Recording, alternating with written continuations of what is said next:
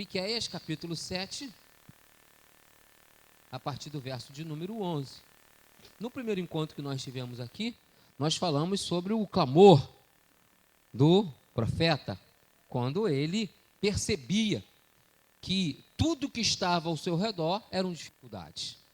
E o oráculo que ele profetizava era uma produção para a esperança do seu coração, já que ele via que os homens estavam corrompidos, que a sociedade era corrompida, que o sacerdócio era corrompido, que a monarquia era corrompida, e ele vivia realmente o caos. Eu disse para vocês naquela oportunidade que um texto não é tão próximo de nossa realidade, poucos textos da Bíblia são tão próximos de nossa realidade. E Miqueias clama das suas necessidades, abrindo o seu ouvido para ouvir o que Deus tinha para dar. E o que Deus traz é esperança, mesmo sem que eles conseguissem sair do cativeiro. E nós fechamos aquele dia dizendo para vocês que Deus sempre vai produzir esperança, independentemente se vamos sair hoje ou não de nossas dificuldades. E aí eu disse, até de forma de brincadeira, que nós fomos para casa ainda no cativeiro, ninguém saiu de lá. Foi poucos glórias, poucos aleluia, porque todo mundo quer sair do cativeiro, mas nós não saímos.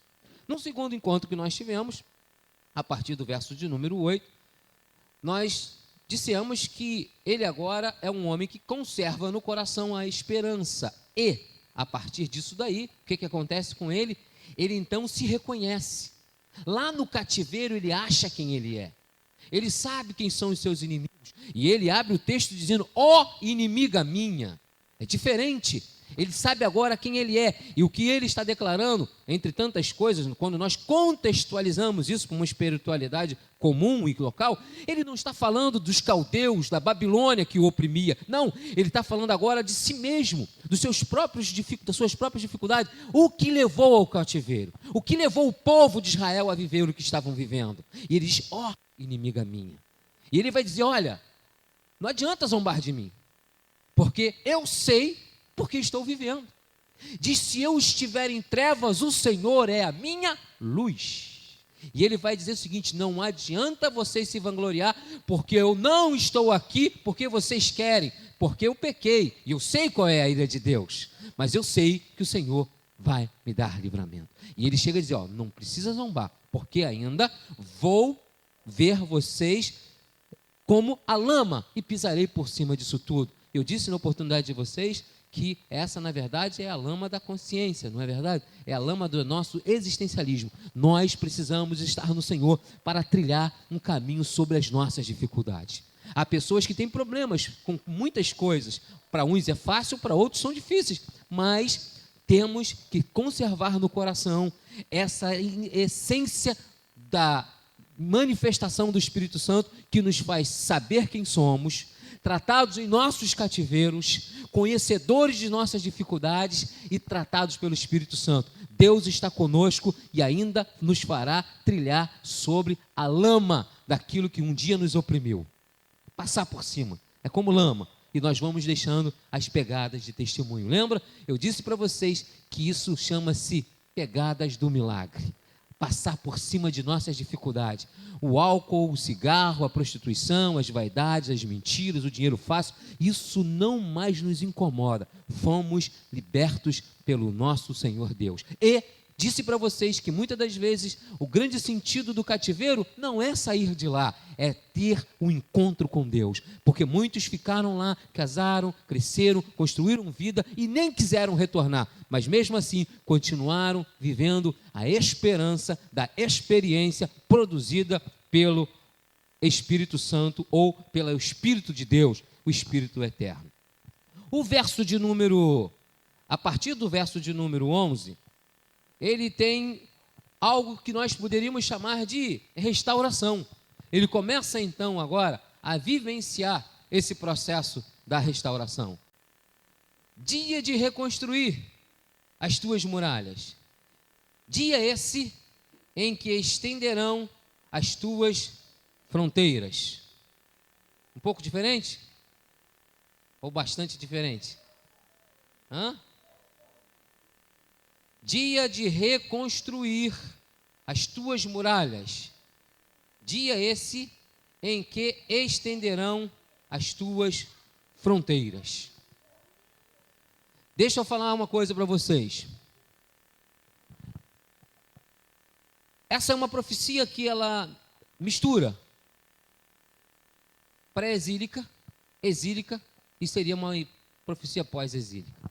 Esse exato momento, o oráculo de Deus de restauração é, na verdade, algo que já está acontecendo. Se não na realidade, mas na alma desse profeta. Está acontecendo na vida. E quando a gente anda um pouco mais, é fácil falar disso agora, já que nós temos todo o contexto já histórico acontecido, Miqueias está dizendo exatamente de agora que é tempo de reconstruir. Era o momento agora. Por quê? Duas coisas principais estavam destruídas. Primeiro, o que eles tinham por prazer e por verdade não era ter casas, não era ter fazendas, não era ter os seus gados. A coisa essencial desse povo como adorador era exatamente o lugar de Deus, a casa de Deus, o templo de Deus. E diz historicamente que ele foi destruído, ele foi dizimado. E com ele também foi queimados os portões e destruídos os muros. E ele agora vai dizer que é tempo de quê? Reconstrução. É tempo agora de trazer na alma as dificuldades e nunca se livrar delas. Trazer na alma os históricos de uma vida de cativeiro, de dores e de luta. Era tempo agora de ser realmente reconduzido ou repatriado pela vontade de Deus. O que isso significa para mim hoje? O que isso significa no meu coração? Irmãos, nós nunca vamos nos livrar dos históricos da vida, não tem como. Evangelho não é lavagem cerebral. Evangelho não arranca, como diz que é tudo novo, mas não significa que você vai tomar uma lavagem e daqui a pouco você vai estar... Quê? Não, como? Não lembro. Não. Evangelho é transformação da alma e reconstrução daquilo que somos. Até hoje, vivia preso a coisas, a situações e a vida. Mas cumpre-se na vida humana a palavra de Deus. Presta atenção numa coisa. Sempre tem que haver um momento em que a palavra de Deus atua e muda as coisas. O que transforma as nossas realidades é o poder da palavra de Deus. Lembra de Jeremias? Já falei isso aqui acho que 1 milhão de vezes. Lembra de Jeremias capítulo 29, versículo 10? Até já ministrei aqui. Quando completares 70 anos que estiverem no cativeiro, eu vos visitarei, vos levarei de volta para Sião, para que se cumpra em vós a minha boa palavra. Esse é o divisor de águas. Então eles viveram todo o tempo esperando por esta palavra. Então quando Deus a cumpre, lembra de Ciro? Quando ele agora é autorizado por Deus a libertar o povo, eles agora então entram no oráculo de restauração. E eles voltam agora, mas trazendo no coração o quê? As dores, as lutas e as dificuldades. E eu vou te falar uma coisa por experiência pessoal. Ninguém é transformado a partir do nada. Quem existe no nada não precisa de transformação. A reconstrução significa que um dia já existiu coisas na minha vida que foram destruídas por mim mesmo ou por circunstâncias desta vida. Então vale a pena eu te dizer que a reconstrução é a partir de alguma coisa que nós perdemos. E a grande coisa que se perde é essa presença, é a alegria, é o sentir Deus. Somos eleitos, chamados povo de Deus. Eles eram escolhidos de Deus e em algum tempo da sua vida eles perderam, e o cativeiro é só um lugar de encontro. E hoje, no verso 11, ele está dizendo: reconstruir. Reconstruir. E o grande barato da reconstrução é o valor que eu dou para aquilo que eu já fui. Se você vier na história e você parar para pensar, imagina, volta agora quase 50 mil com 6 bazar e vão para as suas vidas. Havia duas coisas que precisavam ser reconstruídas nesse tempo: Havia primeiro a própria vida e a casa de Deus. Então, cada coluna, cada pedra, cada monturo que era retirado e era colocado no lugar, eram lembranças do meu ontem, e a ação de Deus hoje, e a projeção do que Ele quer para mim amanhã. Aponta para 3 dimensões em nossas vidas. Então, toda a reconstrução, ela vai sempre passar pela minha vida, pelo que eu fiz. O que eu fiz? Quem sou eu? Por que eu cheguei aqui? É o peso da reconstrução. É caminhar, é andar, é ir. Esse é o peso da reconstrução. Isso nos leva a pensar: nunca haverá reconstrução na vida de ninguém se não for a partir das nossas memórias. Memórias. O que eu sou? O que eu fiz? Por que cheguei aqui? E as pedras da reconstrução formulam um novo alicerce para quem eu preciso ser amanhã. Toda a restauração passa por um processo natural de saber, pedra sobre pedra, e aí é tempo de pensar na vida. É tempo de você repensar valores, conceitos, é tempo de rever situações. Para quê? Para que eu possa então agora reconstruir o meu templo, reconstruir os meus muros e estender as minhas fronteiras. O texto diz assim, ó: dia de reconstruir tuas muralhas, terão as suas fronteiras. Até hoje, eles eram simplesmente exilados. Um povo. O Salmo 126 é um dos retratos de tudo isso. Porque quando eles cantam esse cântico de romagem, quando eles vêm cantando, eles dizem: quando o Senhor nos trouxe do cativeiro, estávamos como os que sonham. A nossa boca se encheu de riso e a nossa língua de cântico. Até então tranquilo. Aí ele dizia assim, olha: e se dizem, ou se falam, ou se dão testemunho entre as nações. Grandes coisas fez o Senhor por estes. Por isso estamos alegres. Isso é literalmente estender as nossas fronteiras. Ontem, exilados de alguma coisa. Hoje, libertos pela glória do Evangelho de nosso Senhor Jesus Cristo. É tempo de estender suas fronteiras. É tempo de você produzir alguma coisa. Por que eu sou um adepto ao Evangelho da voluntariedade? Porque isso prova o quanto Deus está fazendo na minha vida e enquanto amo, está fazendo a sua obra. Estender os nossos limites é exatamente produzir o que somos. Por isso que eu estava dizendo para vocês que nós somos adeptos de um evangelho da voluntariedade. Por quê? Porque, na verdade, estou estendendo as minhas tendas, ou estou estendendo as minhas fronteiras, porque sinto a glória de Deus na minha vida. Esse texto, quando ele diz: estou alegre, canto, alegria na boca, é exatamente pela produção de algo que sou. O que eu estou fazendo agora? Estou voltando para Sião. Mas por quê? Porque um dia saí de lá. E quais foram as condições que me tirou de lá? Os meus pecados, os meus problemas me tiraram de Sião. Mas o que está me fazendo voltar? A palavra de Deus reconciliadora.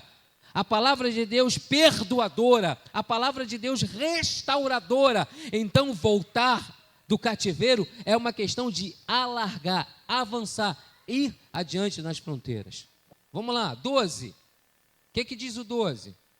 O 12 diz o seguinte, ó: dia esse em que virão a ti, desde a Síria até o Egito, desde o Egito até o rio, de mar ao mar, das montanhas à montanha.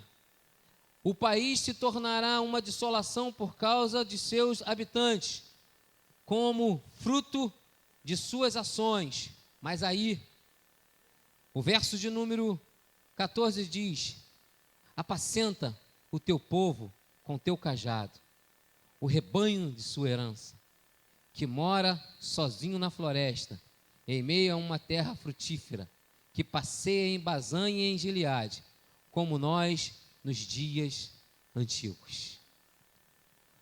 O que a gente percebe é que, por ser isso uma palavra profética, por ser ainda um oráculo, ele vê que há dificuldades, isso ainda não é uma realidade.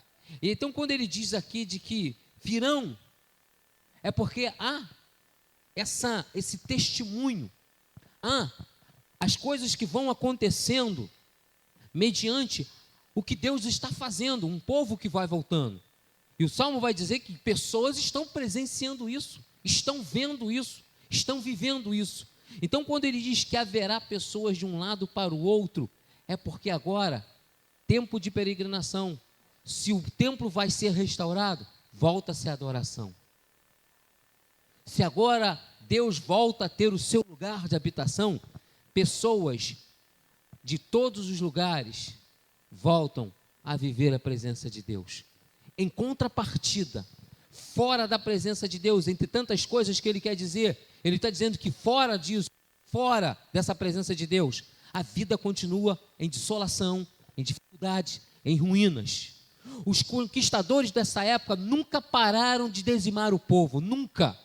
Primeiro os babilônicos, depois os medos e persas, assírios, sírios, romanos, gregos, nunca pararam de dizimar o povo, mas Deus também nunca parou de estar com suas mãos estendidas sobre o teu povo. E ele tem certeza disso, que ele diz que Deus agora nos rebanha, toca-nos como pastor, estamos como ovelhas, estamos como os gados, mas estamos soltos na floresta. Mas agora, usa da tua autoridade sobre nós, nos apacente. Olha o que diz o verso, que tremendo.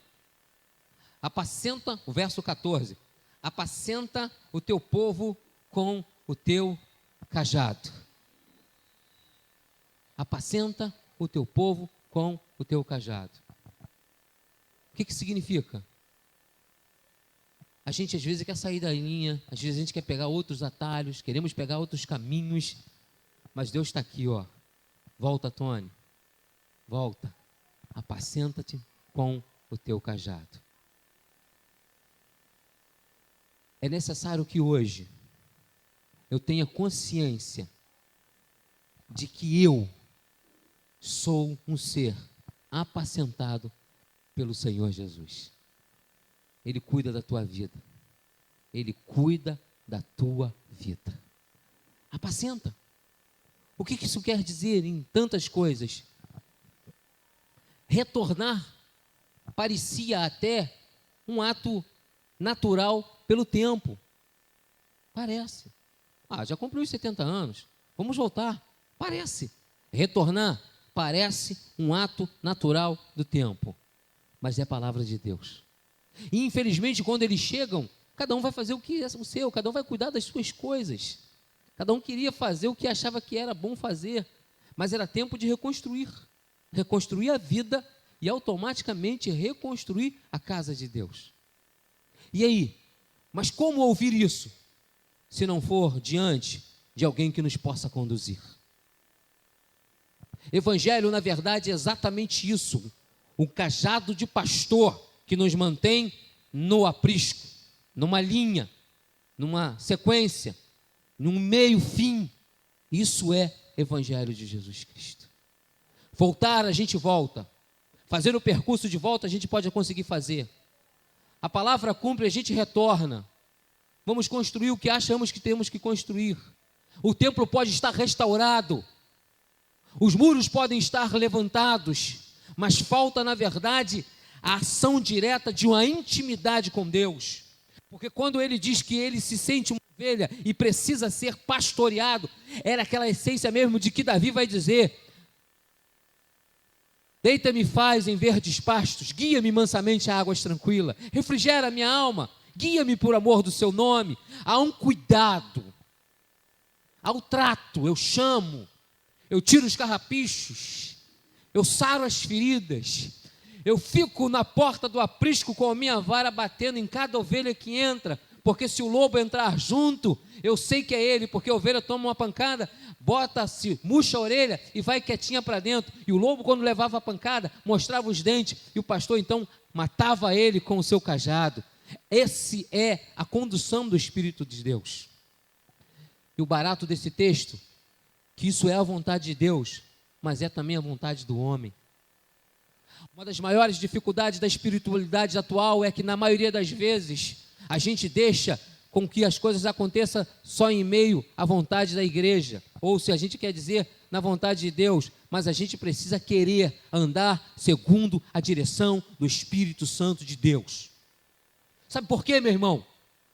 Senão fica fácil ficar vindo aqui dentro a cultos e cultos, ou em qualquer outro lugar, vai vivendo uma vida dissoluta, mentirosa, pecaminosa, fica fácil. A palavra profética, o oráculo na boca de Miqueias é: Senhor, apacenta-me como pastor que tu és desse teu rebanho. Eu quero viver no seu controle, eu quero estar sob a tua condução, eu quero que tu me orientes aonde eu vou andar. É isso que ele está dizendo. E aí ele vai dizer uma coisa aqui, ó: apacenta o teu povo com o teu cajado, rebanho da tua herança. Havia dono e conhecia-se a voz. Lembra que João fala? João capítulo 10. O que ele diz lá? Eu conheço as minhas ovelhas e delas eu sou. O que Miqueias está falando de rebanho, quando ele chama de rebanho da sua herança, era o que o pastor tinha de vínculo com suas ovelhas. E sabe o que era isso? Não era outra coisa a não ser o conhecimento da voz do seu pastor. Toda ovelha conhecia a voz do seu pastor. Por isso que ele a conduzia através de cantos, de palavras. Todo pastor tinha a sua palavra, tinha o seu canto, e as suas ovelhas conheciam isso daí. Então, quando ele diz que somos rebanho da herança, é de que fazemos parte daquele canto natural que nos chama a sair para o campo, voltar para o aprisco, voltar para o campo, voltar para o aprisco. Que o Espírito Santo de Deus hoje nos apacente, meu irmão, porque nós somos heranças desse pastoreio. Qual é a tua herança? Conhece a voz do teu Deus. Nós conhecemos a voz de nosso Senhor. Eu conheço a voz do meu pastor. Sou rebanho da sua herança. Não são nada que vai nos mudar, frustrar tudo isso na vida cristã.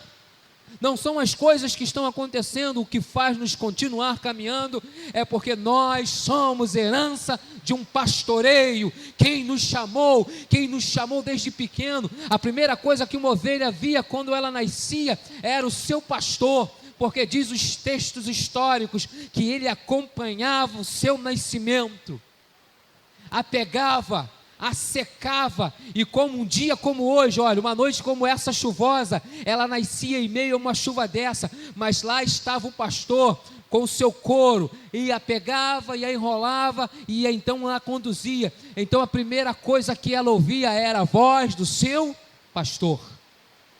Se eu espiritualizo isso hoje, a primeira coisa que eu ouvi quando recebi o Senhor foi a voz do meu pastor.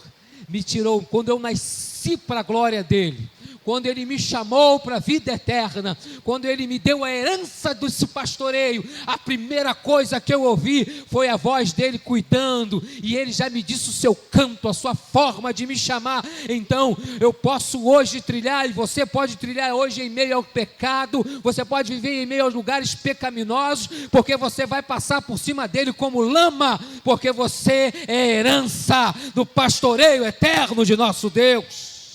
Glória a Deus. Somos chamados para isso. Por isso que ele vai dizer que nós somos o que ele chama de rebanho da sua herança. Glória a Deus. Rebanho da sua herança. E vai ficar maravilhoso a gente dizer o seguinte: que mora sozinho na floresta, em meio a uma terra frutífera. Isso é a graça de Deus revelada.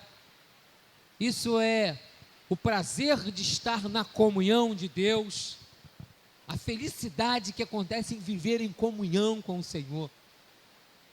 Isso é maravilhoso. Imagina, essa floresta que ele chama aqui, ó, que ele diz assim, ó, que mora sozinho na floresta, em meio a uma terra frutífera.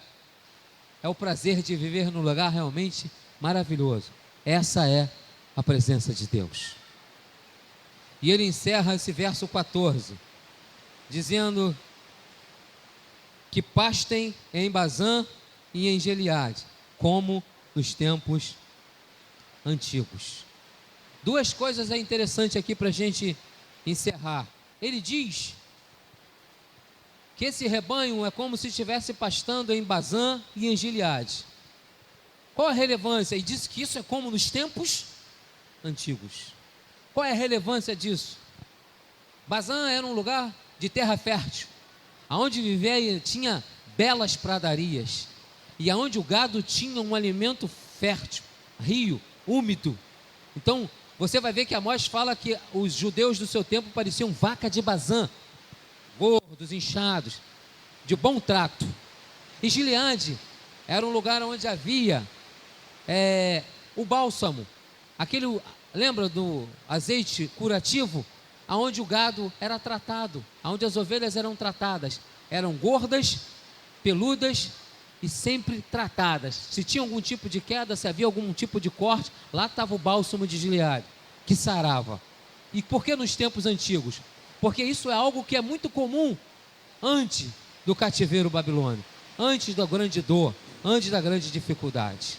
Seja tratado, seja curado, Deus te abençoe, tá? E que a minha oração nessa noite é que nós alargamos as nossas fronteiras, porque fomos repatriados pelo Espírito Santo de Deus. A nossa oração hoje é que nós cresçamos espiritualmente, lembrando que fomos chamados de rebanhos de sua herança. Isso aí é maravilhoso, tanto para você que está aqui dentro, quanto para você que estará em casa vendo isso daí. Que Deus te abençoe, que a glória do Espírito Santo de Deus esteja sobre a tua vida, e que o Espírito Santo de Deus nos dê crescimento e continuidade na vida cristã. Projeto Aprisco, louvor, palavra, comunhão, ações sociais e muito mais.